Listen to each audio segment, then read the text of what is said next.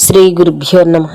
మద్గురుదేవులు చినరామచంద్రయ్యార్లు వారి పాదపద్మములకు నమస్కరించుకుంటూ, శ్రీ సత్యానంద సత్యమయ్యార్ల వారికి నమస్కరించుకొని, శ్రీమద్భాగవత కృష్ణదేశకేంద్రుల వారు రచింపబడిన శక్తి ద్వై నిరాశకంబైన శుద్ధ నిర్గుణతత్వ కందార్థ దరువుల నుండి 12వ అధ్యాయము బోధ పఠన లక్షణం నుండి 14వ కందార్థము క్రమ సంఖ్య 212. సంకల్పాదిక గుణముల సంకులమీ ఎరుకయందు సమకూడుండున్. సంకల్పాదిక గుణముల సంకులమచలమున చూడ జాడలేదన్నా. ఈ రెంటికి ఈడు కాదన్నా. కొంకాకాయి రెంట్ని గూర్చి గ్రంథము చేస్తి, సంకోచింపక చదువు శంఖ పుట్టదు శంఖ జడలేదన్నా. ఈ రెంటికి ఈడు కాదన్నా.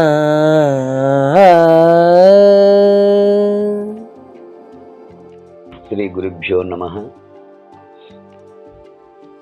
ఆత్మానాత్మరహితం అచల పూర్ణోపదేశికం శ్రీ నిశ్చలానంద నారాయణ గురోర్శిష్యం శ్రీశైల వంశాంబుధిరేవ జాతం శ్రీ పరమానంద శంకరేంద్రం గురుం భజామి. మద్గురుదేవులు శ్రీ శ్రీ పరమానంద శంకర నారాయణ స్వామి వారి పాదపద్మములకు నమస్కరించుకుంటూ, శ్రీమద్భాగవత కృష్ణదేశికేంద్ర ప్రభువులచే విరచితంబైన శక్తిద్వయ నిరాతకంబైన శుద్ధ నిర్గుణ తత్వ కందార్థ ధరువుల నుండి 12వ అధ్యాయంలో బోధపఠన లక్షణము నుండి ఈరోజు మనము చివరి కందార్థము 14వ కందార్థము క్రమ సంఖ్య 212. అయితే క్రిందటి కందార్థములో మనము విచారణ చేసుకున్నది గురువు లేకుండగా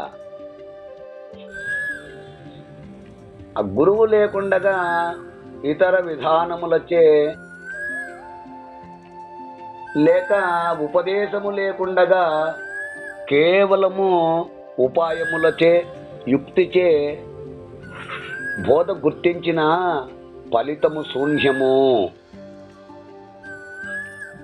జన్మరహితము కానేరదు అంటూ మనము క్రిందటి కందార్థములలో 209, 210, 211 ఆ 3 కందార్థముల ద్వారా మనకు కృష్ణదేశికేంద్రుల వారు నిరూపించి ఉన్నారు. ఇక తదుపరి కందార్థము 12వ అధ్యాయము బోధపఠన లక్షణములో చివరి కందార్థము 14వ కందార్థము క్రమ సంఖ్య 212. ఈ 212వ కందార్థములో బయలెరుకల అత్యంత విభిన్నత్వమును గురించి ఇక్కడ తెలియచేస్తున్నారు. అంటే ఎరుక రెంటి విరుద్ధ గుణములు కల వస్తు కలయిక అంటూ మనకు ఈ కందార్థము ద్వారా తెలుపుతున్నారు. ఎరుక రెంటి విరుద్ధ గుణముల కల వస్తు కలయిక అంటూ మనకు తెలుపుతున్నారు. ఎలా అంటే సంకల్పాదిక గుణముల సంకులమీ ఎరుకయందు సమకూడుండున్. సంకల్పాదిక గుణముల సంకులమచలమున చూడ జాడలేదన్నా. ఈ రెంటికి ఈడుగాదన్నా.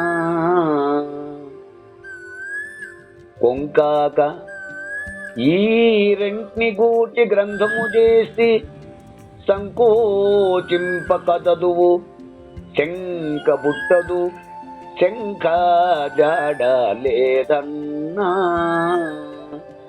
ఈ రెంటికి ఈడుగాదన్నా. అన్నా నాయనా గురుదేవ, సంకల్పాధిక గుణములు సంకులము. ఇక్కడ సంకల్పాధిక గుణములు అనగా అంటే సంకల్పము అంటే ఆ సంకల్పము అన్నటువంటిది ఆ నిశ్చయము మొదలగు గుణములు.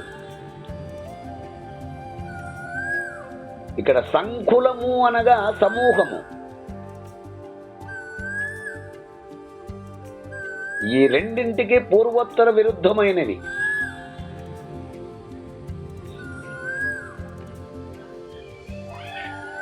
అంటే ఒకదానితోనొకటి కలిసినది, వ్యాపించినది. కనుక ఈ ఎరుకయందు సమకూడుండున్, ఈ ఎరుకయందు సమకూడుండున్ అంటే గుర్తెరిగే తెలివియందే కూడి ఉంటాయి. అంటే నిండుకొని.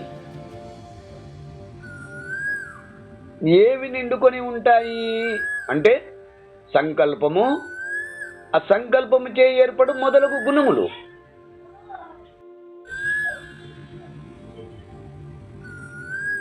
అవిరుద్ధ గుణములు గల రెంటి కలయిక ఆ ఎరుకయందు నిత్యము కలిసి ఉండును. ఇక్కడ సంకులము అనగా రెండు విరుద్ధ గుణముల వస్తువు కలయిక. సంకులము అనగా రెండు విరుద్ధ గుణముల వస్తు కలయిక.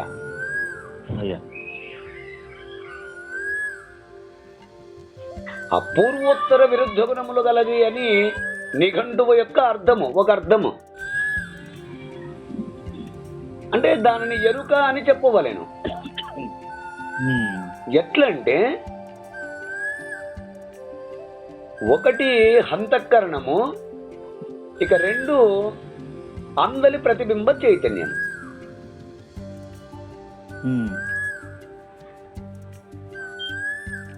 ఈ హంతఃకరణం ఇది అవిద్య, అంటే జన్మకు మూల కారణం. త్రిగుణాత్మకము అంటే మనము క్రిందట విచారించుకున్నాము రజస్తమో సత్వగుణములు అని. అది త్రిపుటి స్వరూపమని. జ్ఞాత, జ్ఞేయము, జ్ఞానం. కనుక ఆ జన్మకు మూల కారణం అంటే త్రిగుణాత్మకము. అయితే స్వతహా లేనిది కర్మస్వరూపము. మరి ఇందలి ప్రతిబింబ చైతన్యము ప్రతిబింబము గనక అది స్వతహా లేనిదే, కేవల జ్ఞానస్వరూపము. అది నిష్క్రియ సాక్షి మాత్రము.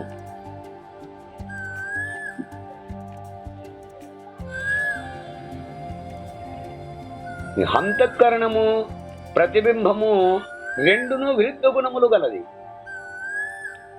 అయితే ఈ రెంటి కలయిక వలన ఎరుక అయినది.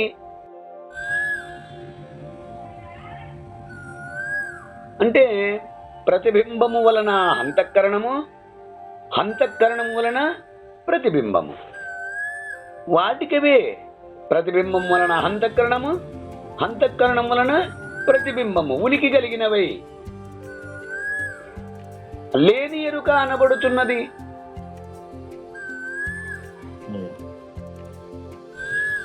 ఇది సంకులము అనే పదమునకు అర్థము.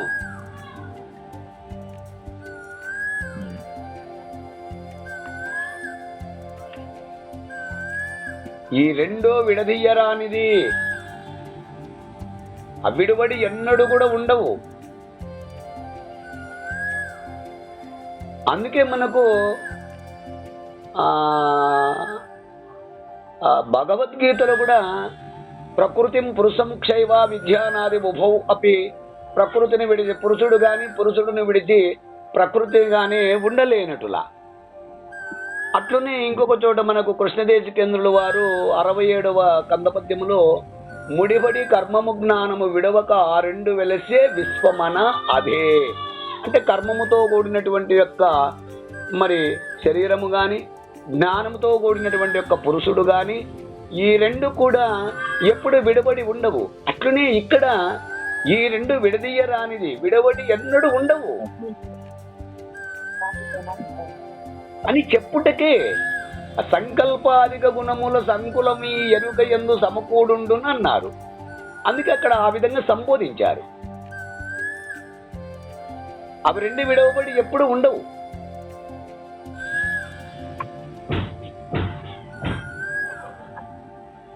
అయితేనేమి రెండు ఒకటే, వేరు వేరు కాదు. కానీ అచలమున చూడా అంటే పరిపూర్ణమునందు చూడగా అంటే విచారించగా జాడా లేదన్నా. దేనికి జాడలేదు? ఎరుకకే జాడలేదు, మూలము గాని ఆధారము గాని లేదు. కనుకనే ఈ రెంటికి ఈడు కాదన్నా అంటూ ఇక్కడ సంబోధించారు. ఈ రెంటికి ఈడు కాదన్నా, ఈ రెంటికి సంబంధం లేదు. ఏ రెంటికి సంబంధం లేదు? పరిపూర్ణమునకు ఎరుకకు ఎటువంటి సంబంధం లేదు.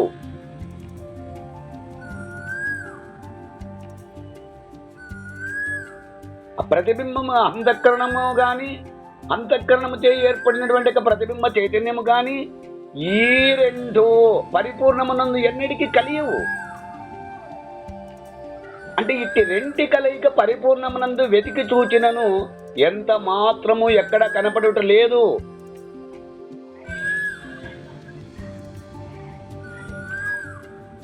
కనుక ఎరుక పరిపూర్ణము ఈ రెంటికి ఎంత మాత్రము పోలిక ఉండదు, పోలిక లేదు.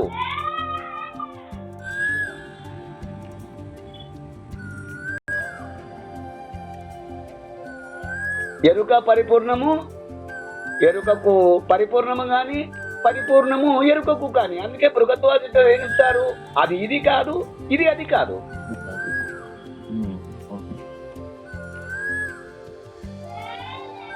మనకు స్పష్టంగా అక్కడ తెలియజేస్తారు దీక్షితులు వారు. అది ఇది కాదు, ఇది అది కాదు.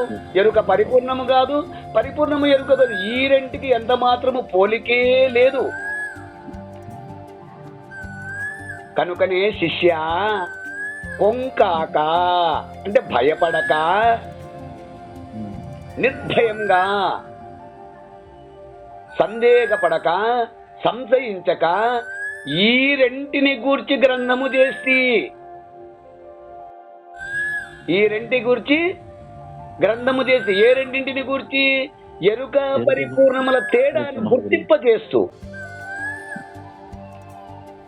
అది ఇది కాదు, ఇది అది కాదు, దాని జాడ దీనికి లేదు, దీని జాడ దానికి లేదు.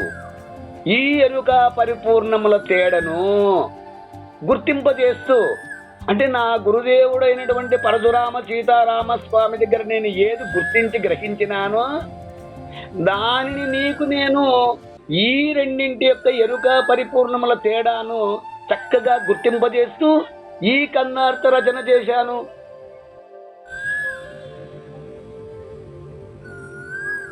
అంటే ఎరుక పరిపూర్ణములను గురించి ఈ గ్రంథము రచించి తిని కనుక నీవు కూడా సంకోచింపక చదువు, సంకోచింపక చదువు. ఎట్టి సందేహము లేక దృఢపరుచుకో. నీ మనసునందు ఎటువంటి సందేహం ఉంచకు.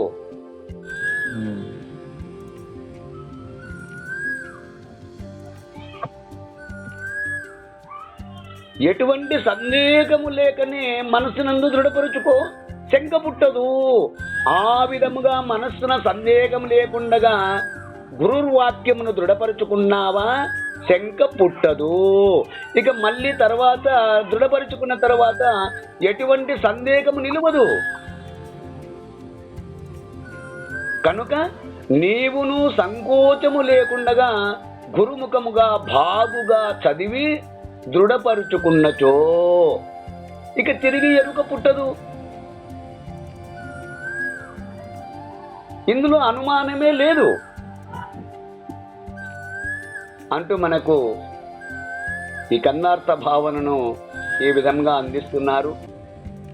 ఈ కన్నార్థ భావాన్ని మీరు కూడా అందుకుంటారని కోరుకుంటూ, ఇంకా ఈ కన్నార్థ భావమును తమ తమ గురువుల ద్వారా విచారించి తెలుసుకుంటారని తెలియజేస్తూ, ఇది శ్రీమద్భాగవత కృష్ణ విరచిత ద్వైతాద్వైత రహిత పరమతత్వే బోధపఠన లక్షణన్న మద్భాదశోధ్యాయ సమాప్త.